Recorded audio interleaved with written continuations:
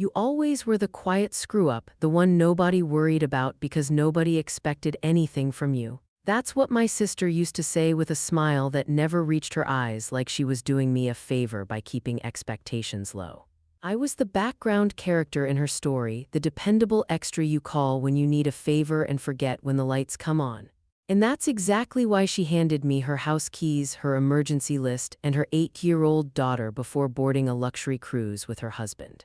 No questions, no hesitation, just, "You're good with kids, right?" Her daughter, Lily, was born mute. At least that's what everyone said, doctors, teachers, family. Lily communicated with a tablet, gestures, and these huge, expressive eyes that followed everything. She was sweet, observant, too observant for her age. I'd babysat her before, short stretches, nothing dramatic. She liked puzzles, hated loud noises, loved when I read to her in different voices. The night they left, my sister hugged Lily like she was checking a box, then hugged me like I was furniture. Her husband barely looked up from his phone. The door shut. The engine of their rideshare faded down the street. And suddenly it was just me, Lily, and a house that felt way too big for the truth it was holding. I made dinner, mac and cheese, the boxed kind, because Lily liked consistency. She smiled, gave me a thumbs up, then went back to lining up her crayons in perfect color order. Afterward, I brewed tea, chamomile, the kind my sister insisted Lily and I both drink before bed because it calmed the nerves. I had the mug in my hand when Lily froze. Her crayon slipped from her fingers and rolled under the table. She looked at me, not the usual shy, sideways glance. This was direct, focused, old. When the kitchen door swung shut behind me, she spoke, perfectly clear as glass. "Auntie, don't drink the tea, Mom." She stopped. Her hands flew to her mouth like she'd touched fire. Her eyes went wide, terrified, like she'd just broken a rule she'd been trained her whole life not to break. My blood ran cold. I didn't move, didn't breathe. I set the mug down slowly, like it might explode if I rushed it. "Lily," I said gently, keeping my voice steady, "you can talk." She shook her head hard, then nodded, then shook it again. Tears pooled but didn't fall. She signed something frantic, messy, nothing like the clean signs I'd seen her use before. Then she whispered, barely sound at all, like the words hurt her. "She gets mad." "Who gets mad?" I asked. She pointed up, toward the ceiling, toward the bedroom where my sister kept her locked filing cabinets and her secrets. That was the moment everything rearranged itself inside me. I'd spent my whole life being underestimated. The quiet one, the helper, the babysitter. What nobody noticed was how much I listened, how much I remembered, how I learned to stay invisible because invisible people see everything. I poured the tea down the sink. If you're catching this story early, stay with me because this isn't just about betrayal, it's about patience and how the smallest voices sometimes carry the biggest warnings. That night, after Lily finally fell asleep clutching my sleeve, I walked through my sister's house like I was seeing it for the first time, and I realized something terrifying. This wasn't the first lie.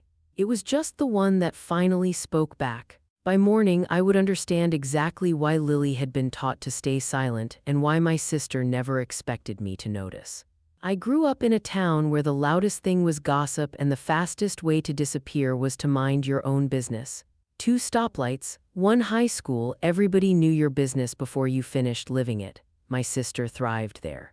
She was pretty, loud in the right ways, and knew how to smile like she meant it. Teachers adored her. Neighbors bragged about her. My parents called her driven, which was their polite way of saying she never looked back. I was the afterthought.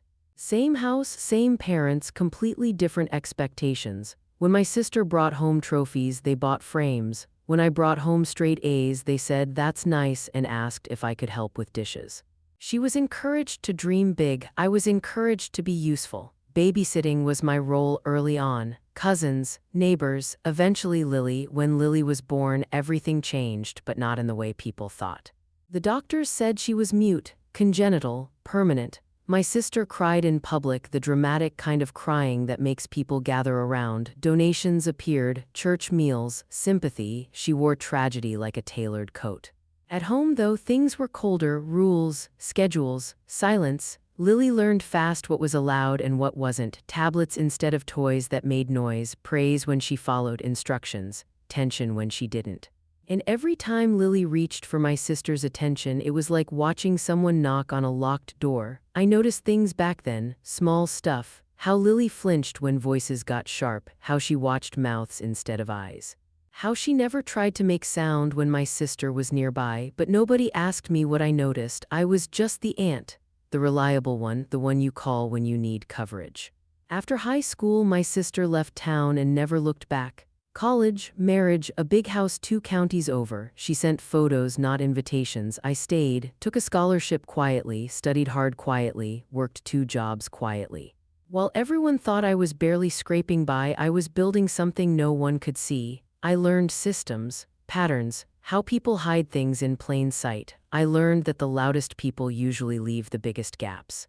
I learned that patience beats power every single time. By the time Lily was 6, I knew my sister was lying about more than just how happy her life was. There were gaps in her stories, locked rooms she pretended didn't exist. Financial wins that didn't line up with reality, and the way she talked about Lily like a burden she'd learned to monetize through sympathy. But again, nobody asked me, so when Lily spoke that night, it wasn't just shocking. It was confirmation. The next morning, Lily acted like nothing happened, back to gestures, back to silence, back to the perfect little performance everyone expected from her. If I hadn't heard her voice myself, I might have convinced myself I imagined it. But when my sister FaceTimed from the cruise ship, Lily stiffened.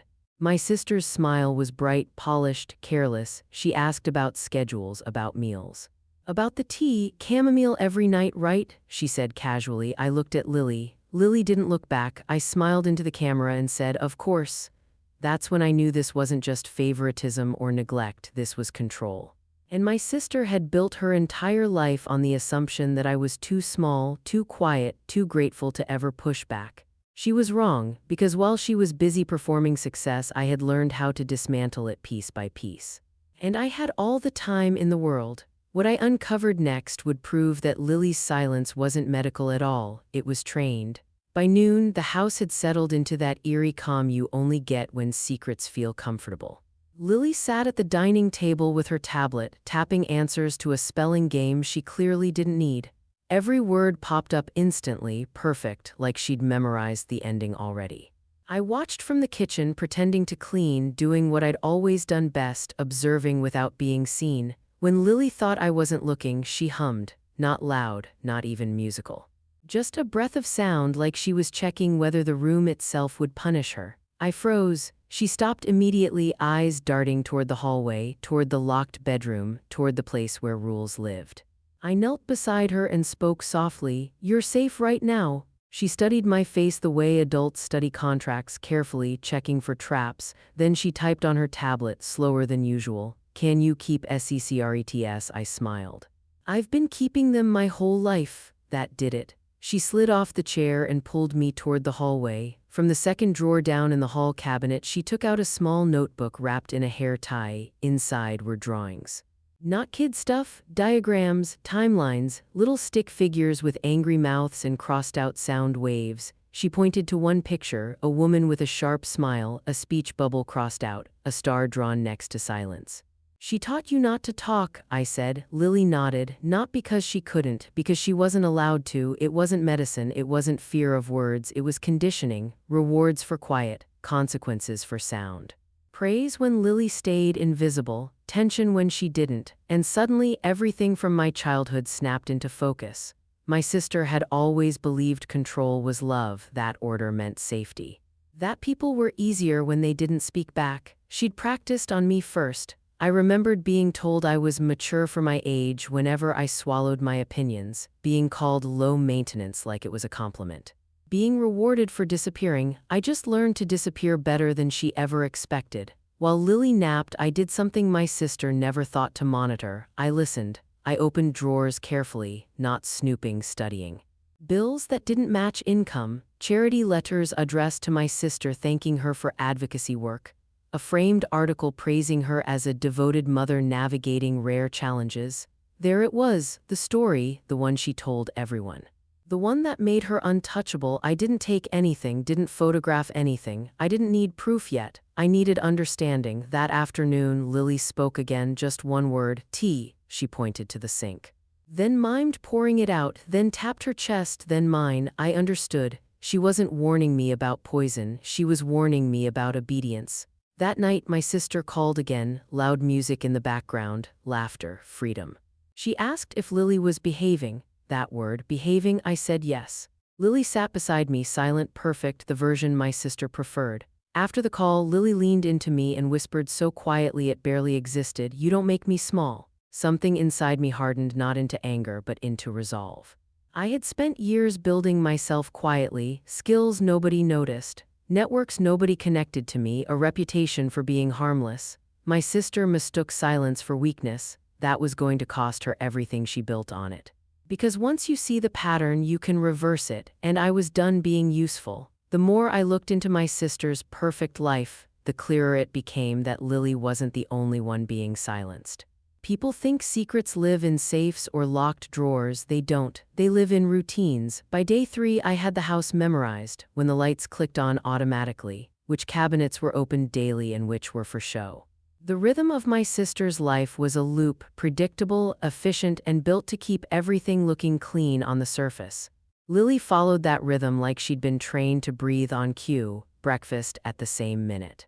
Tablet time exactly measured, silence rewarded with smiles. I watched how her shoulders relaxed when the house stayed quiet, how tension crept back the second a notification buzzed on my phone. That's when I understood. Lily wasn't afraid of noise, she was afraid of consequences. I remembered my own childhood again, clearer now, how my sister corrected me when I spoke out of turn. How she'd say, "You're embarrassing yourself," when I asked questions adults didn't like. How my parents let it slide because she was the golden one and I was easier to manage. That's the thing about favoritism. It doesn't just lift one child up, it presses another one down until they learn how to move without being seen. While Lily did her lessons, I checked the mail. More praise, more validation, invitations to speak at small charity events. A laminated badge for an upcoming awareness fundraiser with my sister's name printed boldly across the top. Awareness? I almost laughed. She wasn't raising awareness. She was raising a shield, a story so clean no one would ever think to look underneath it. That afternoon, Lily surprised me. She brought me her tablet and typed carefully.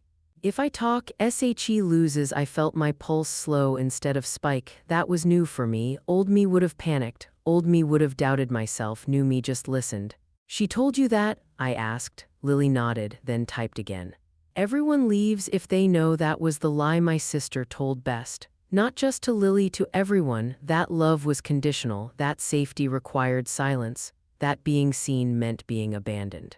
I sat with Lily on the floor and spoke evenly, like we were discussing the weather. Sometimes people don't lose things because of the truth. Sometimes they lose things because they built them on lies.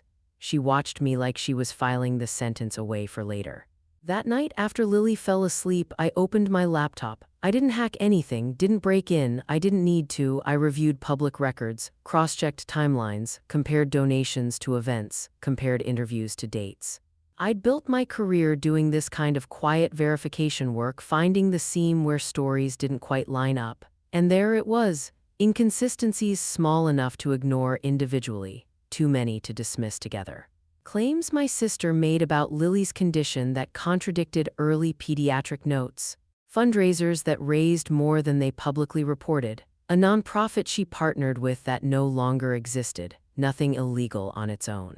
Together, a house of cards. I closed the laptop and stared at the dark ceiling, calm as ever. This wasn't about anger. This wasn't about revenge in the way movies sell it. This was about balance. My sister had built her power on my silence, on Lily's silence, on the assumption that quiet people stay that way forever. She forgot something important. Quiet people don't waste energy performing, they prepare. And the more I prepared, the clearer it became. I didn't need to expose her yet. I needed to let her keep talking. The truth wasn't just fragile, it was greedy, and all I had to do was give it room to overreach. Secrets don't panic when you shine a light on them, they panic when you let them talk. I spent the next 2 days doing something that looked like nothing. I followed the routine, packed Lily's lunch, read bedtime stories. Sent my sister cheerful updates with photos cropped just right. I kept my tone grateful, helpful, invisible, the role everyone trusted me to play. Meanwhile, I let my sister fill the silence. She texted constantly from the cruise. Complaints disguised as jokes, subtle digs about Lily's limitations. Little reminders of how hard her life supposedly was. The longer she talked, the more careless she got. That's when the truth showed itself. Not in one big confession, but in overlaps. She mentioned a donor dinner in Chicago the same week Lily was supposedly hospitalized. She bragged about speaking on a panel for special needs advocacy while forwarding me a schedule that listed Lily as attending school full-time that same month. Her stories were polished, but they weren't synchronized. I pulled up archived posts, old interviews, comments she'd left under her own fundraiser pages answering questions no one had asked. Each one leaned harder into the image. Brave mother, tragic child, tireless advocate. And then I found the early records, not hidden, just forgotten, before the fundraising, before the speaking engagements, before the sympathy became profitable. A pediatric evaluation from years ago buried under newer paperwork. It didn't say mute. It said selective verbal inhibition, likely environmental. Recommendation, speech therapy and family counseling. That had never happened. Instead, my sister built a brand. I felt something cold and precise settle in my chest, not rage, not fear, clarity. She hadn't just lied to the world. She'd lied to Lily about who she was allowed to be. That night, Lily couldn't sleep. She sat beside me on the couch, knees tucked up, watching a cartoon on mute. Halfway through, she looked at me and whispered, barely audible, "If she finds out I told you, she'll cry." "Cry?" I asked gently. Lily nodded. "Then everyone says I'm bad." That was it. The cruelty wasn't loud, it was elegant. My sister never yelled, never hit, never threatened. She made herself the victim so completely that Lily learned protecting her was the same as being good. That's a special kind of manipulation, the kind that doesn't bruise skin, it rewires loyalty. I took Lily's hands. "You didn't do anything wrong." She searched my face like she was looking for the catch. "There's no catch," I said. "Some people build their lives on being believed, and sometimes they believe it too much." She leaned against me and fell asleep like she hadn't slept in years. I went back to my laptop. I mapped it all out, not to expose it yet, but to understand its shape. Donors, timelines, appearances, the way my sister's social circle overlapped with her financial one. The way everyone assumed credibility because no one wanted to question a mother with a silent child. That's the dangerous thing about sympathy, it shuts down curiosity. By the time my sister texted that they'd be home early, surprise, I was ready, not to confront her, to invite her to keep performing, because the truth I uncovered wasn't just that Lily could speak. It was that my sister needed Lily not to. Her entire image depended on it. And images, once cracked, don't shatter all at once. They peel, slowly, publicly. When my sister walked back through that door, she thought she was coming home to applause. She had no idea she was stepping onto a stage I built for her. When my sister came home early, she brought the ocean with her, salt in her hair, souvenirs clinking in her bag, stories already polished before they left her mouth. She hugged Lily first. Tight, too tight. The kind of hug that checks for changes instead of offering comfort. Lily stayed still, eyes open, breathing shallow. My sister pulled back, smiled wide, and glanced at me like she was inspecting a report. "Everything good?" she asked. "Perfect," I said, and it was, just not in the way she meant. That evening, I watched her slide right back into her routines like she'd never left. Tea brewed at the same hour. Tablet placed in Lily's hands without asking. Praise delivered on schedule. She didn't notice the small differences. The way Lily's eyes followed her more closely now, the way she watched mouths, the way she listened. I didn't confront her, I complimented her. I asked about the cruise. I laughed at the right moments. I told her how inspiring people found her work, how lucky Lily was to have such a devoted mother. I watched relief soften her posture. People like my sister didn't crave love, they craved confirmation. That night, after Lily went to bed, my sister poured herself a glass of wine and talked. She talked about donors, about upcoming events, about how exhausting it was to carry the emotional weight of a child like Lily. She never noticed how I asked my questions, gentle, curious, just enough to keep her going. "Do you ever worry," I asked casually, "that people expect too much of Lily?" She scoffed. "Oh, please. She doesn't know any different."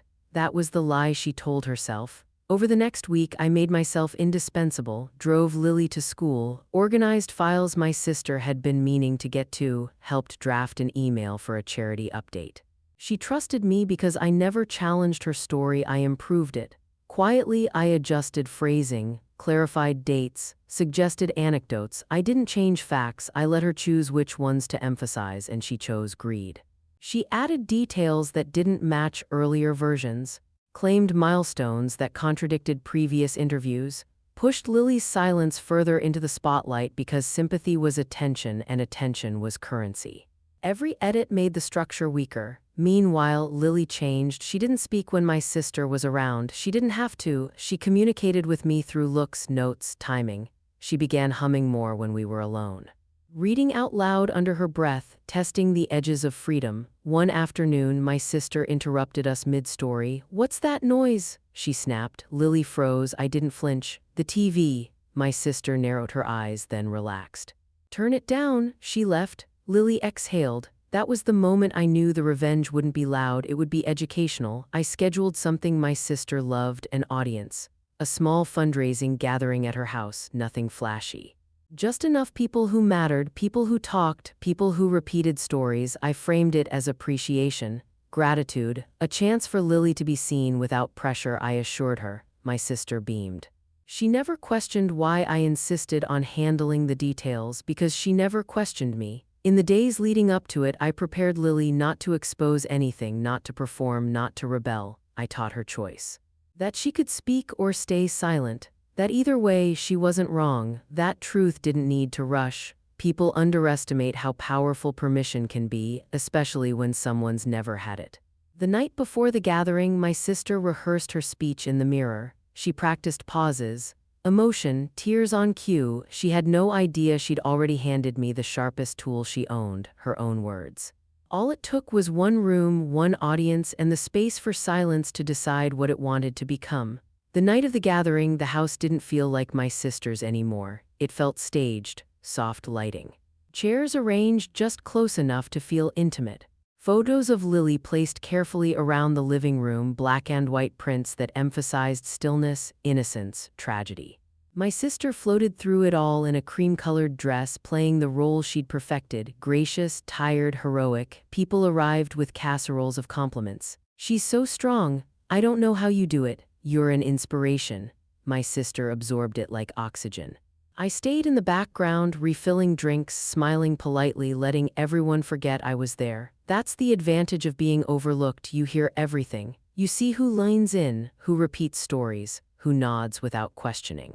Lily sat on the couch, tablet in her lap, quiet and composed, not withdrawn, not scared, just waiting. My sister clinked her glass and began. She told the story everyone loved, the long nights, the diagnoses, the brave acceptance of a child who would never speak. She talked about sacrifice, about advocacy, about how silence had become Lily's language of resilience. She even teared up on cue, and then she said the line I'd been waiting for. "We've learned that Lily doesn't need a voice to be heard." I felt the room soften. Heads nodded, someone sniffled. I stepped forward, not interrupting, just close enough to be noticed. "If you don't mind," I said gently, "could you tell them the part about the early evaluations?" My sister blinked, just once. "Oh, those were confusing," she laughed lightly. "Doctors can be wrong." "Of course," I said, calm as ever, "which is why it's amazing how consistent your message has been over the years." I watched the words land, not accusations, reflections. "Someone asked, 'What do you mean?'" My sister answered too quickly. "I've always said the same thing." I tilted my head. "You have, it's impressive." That's when people started thinking. You could feel it, the subtle shift from sympathy to curiosity. No one challenged her, they didn't need to, they just listened more closely. Lily stood up, not dramatically, not suddenly. She walked to the center of the room, tablet still in hand. She looked at her mother, then at me. I nodded once. She didn't speak. She turned the tablet around. On the screen was a simple sentence typed in large, careful letters. "I was taught not to talk." Silence fell, not the reverent kind, the kind that recalibrates a room. My sister laughed, sharp and startled. "Oh, sweetheart, that's just..." Lily typed again. "I can talk." A few gasps. Someone whispered, "What?" My sister's face drained, then reset. "This is a misunderstanding," she said, voice tight. "She's confused." I didn't step in, I didn't have to. Lily looked around the room, really looked. Then she spoke, not loud, not shaky, clear. "I like my voice." It wasn't a speech, it was a fact. The room erupted, not in anger, not in applause, in questions, gentle ones. Careful ones, the kind that don't accuse but don't let go either. My sister tried to regain control. She smiled. She redirected. She reached for Lily's shoulder. Lily stepped back. That was it. No screaming, no confrontation, just a visible fracture in the story everyone thought they knew. If you're still listening, stay with me because this wasn't the collapse yet. This was just the moment the lie realized it had been seen. What happened after the guests went home was far more devastating than what they witnessed. After the last guest left, the house didn't erupt. It sagged. Plates sat untouched. Half-empty glasses sweated onto coasters. The carefully curated atmosphere my sister lived for had collapsed into something stale and awkward, like a stage after the audience realizes the play was fake. My sister turned on me first. Her voice stayed low, controlled. "What did you do?" I didn't answer right away. I started clearing the table, slow and methodical. Letting the question hang there unanswered was the first real cruelty I allowed myself. "I didn't do anything," I said finally. "I gave Lily a choice." She laughed once, sharp and brittle. "You embarrassed me." "No," I replied evenly. "You embarrassed yourself. I just stopped protecting you from it." She rounded on Lily.